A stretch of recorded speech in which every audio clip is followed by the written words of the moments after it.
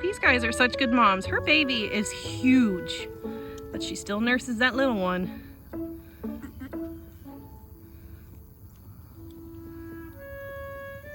I guess drink time's over.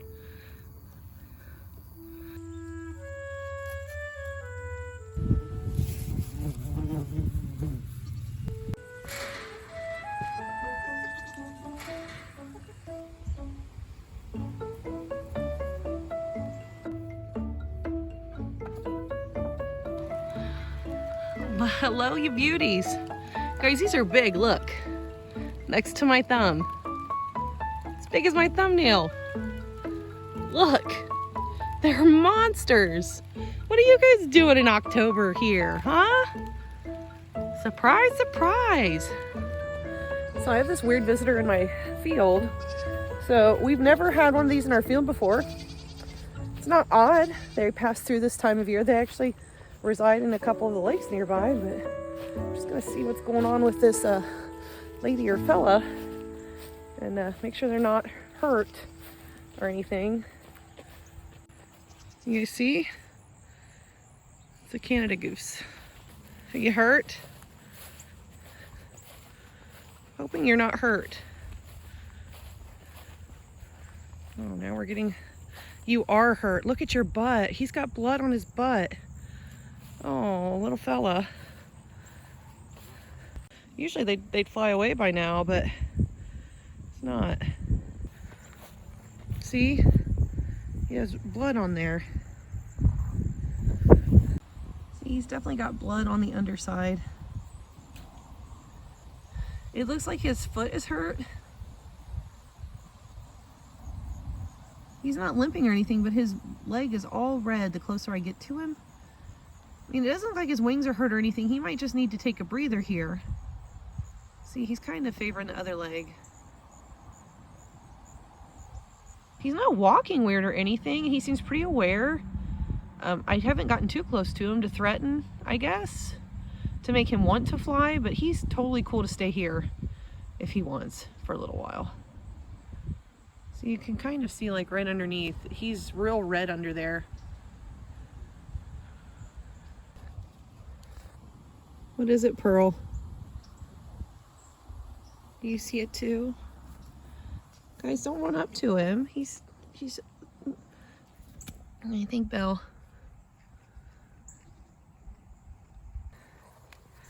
The donkeys are curious. The donkeys I worry about with this guy.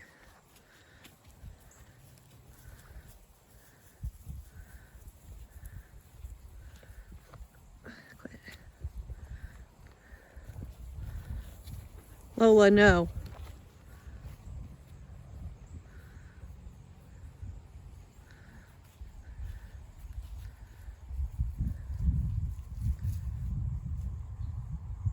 You guys just think it's a strange chicken or turkey?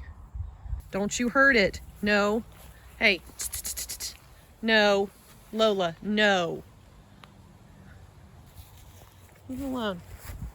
I'm sorry, guy.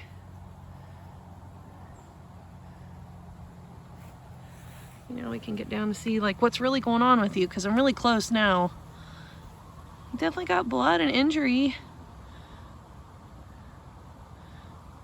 Looks like it's the bottom of his foot. Like maybe he got bit on the pond or something. It's okay. The goats are making him nervous now. Quit. Poor little fella. Lola, no. Lola, no. Leave him alone. Lola, leave him alone. Well, fella, I think I'm going to leave you alone. You're free to stay here As long as you need. Maybe I'll bring you some corn later. Look at these cool mushrooms. I'm not sure what they are, but I really want to find out. So ever since we found those puffballs in our front yard and figured out we could actually eat them, I've kind of been really interested in IDing and foraging, especially for mushrooms. And we found these mushrooms. I don't know what they are, but I do have a couple of reliable resources via Facebook forums that are specifically for identifying Indiana mushrooms, so that they're not being mistaken for something maybe edible or poisonous in a different region. Try to make sure that we look only for information in our region, because it's like beekeeping. Beekeeping is local, foraging is local. I need to know what kinds these are before I decide to pluck them and perhaps cook them and eat them. This is what happens when you send her out with a bucket into the yard. Run harder, run! They're gonna get you. She wanted to take a bucket of grain out to the goose, who's like just right past the donkeys right there. And it didn't work out so well. The goats saw a bucket and they know what a bucket means. So now she's got an entourage. Joe, just dump it.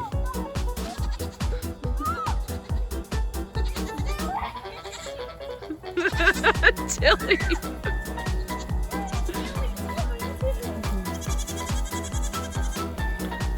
Oh, Mighty Mouse is mad you keep running.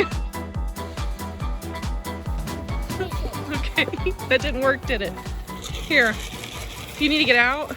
Oh, I see what you're doing.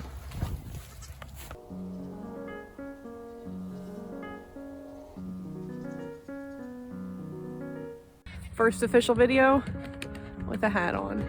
Got cold last night, y'all. We had a hard frost last night. You can see, like, and especially if like you come over here. You come over here and you look at the shadows. So all of my sedum, all my stonecrop here, it's got the frost on the top. And then where the dogs are out, there's frost, but like right on that sun line, there's no frost on the other side. So we're dipping down well below freezing at night. And then we're raising up to about, 50 degrees or so during the day. If we're lucky. I'm not ready for this weather. And I haven't winterized my barn yet.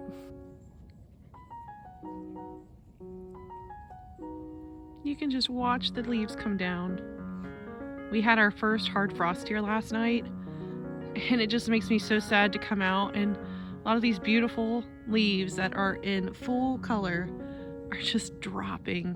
The goats are happy because it's the season where potato chips fall out of the sky for them.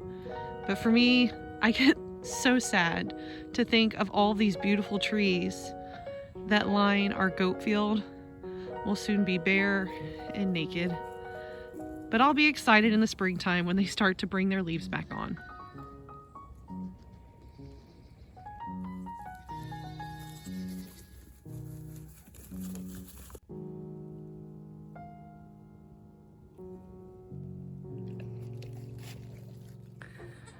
I always get a little emotional when it's time for goats that have been on my farm, especially the goats that have been born on my farm, when it's time for them to go to a new home to be milkers, to be breeders, or to be pets. And that time has come for the 4 little bucklings behind me.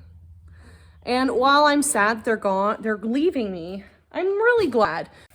Rip, this little white fellow with the green ears because I just tattooed him for his paperwork, gets to go down with Kat in Kentucky at Wolf's Head Farm and Forge. I'm going to link their YouTube channel up here. If you guys like to go visit them, I encourage you to, but Rip's gonna go down there and do some work. So I'm really happy to see that Rip gets to go do that. And all 3 of these boys are actually going as bucks. Then you've got Piney, you've got Bo, and then we've got cute little Toot back there. And those 3 actually get to go together. I'm really happy that all 3 of those bucks are going together tomorrow morning to their new home. It always helps them to kind of acclimate into wherever they're going, or to be with whatever herd that they're going to be with, because then they have someone to lean on. But I'm actually really glad to see this bucky behavior out of them, because it means where they're going, they're probably going to be put to work right away. And it makes me happy to see that they've got those instincts and are ready to talk the talk and walk the walk when it comes to being a buck, where they're going to be new herd sires.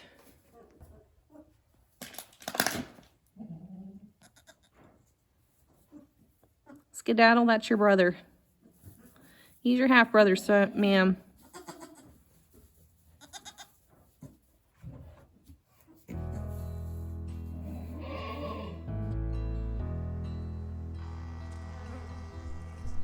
So we're probably in some of the last good weather before fall and early winter really start to hit. This is insane right now. It's 60 degrees today. It was yesterday too. We have about a 2 or 3 day span where we're going to be getting up into mid 60s. And I decided I was going to go ahead and feed our bees. It'd be like the last point in the year where we could actually give them a little something to help carry them over into the winter. And I set the feeders out, and this is insane. Look at this. We actually have a couple of hives that after the last inspection, I took off extra supers. I removed all of the space, the extra space for my hives so that the bees don't have as much to patrol. They don't have as much to try to fill in. They can really focus on the drawn comb that they already have and try to fill it with stores. And around this time of year, we kind of put in the entrance reducers, and that's it. I would really like to start using the quilt boxes to put the wood chips in to help with moisture, because in Indiana, our temperatures are going to fluctuate up and down. Even through the winter time, we'll probably have the one-off odd 50, 60 degree day, and then it'll plummet right back down into the 30s and freezing temperatures. And those quilt boxes kind of help on the top to pull that moisture and to keep the bees happy and healthy. But right now, that's not in the plans. But boy, are these bees just hitting these feeders.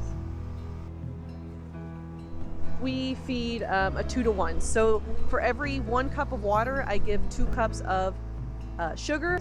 The reason that we use the 2-to-1 ratio, the 2-to-1 dries out quicker and it's used a lot quicker. It's a little heavier, so it's a little tough on the bees to carry it back, but then they don't have to work as hard to dehydrate it and get it ready to go. And as always, we appreciate you guys choosing to spend your time here with us on our channel and to follow along with our journey, because really you guys are a part of our Farmily. And we love when you get to come along with us. But until next time, guys, as always, thank you so much for spending your time here with us on Mulberry Branch Farm. If you enjoyed our content, please let us know by dropping us a like, leaving a comment, and as always, subscribe. But in the meantime, guys, I hope that you guys are all staying safe out there and being kind to one another. God bless y'all. We'll see you in the next one.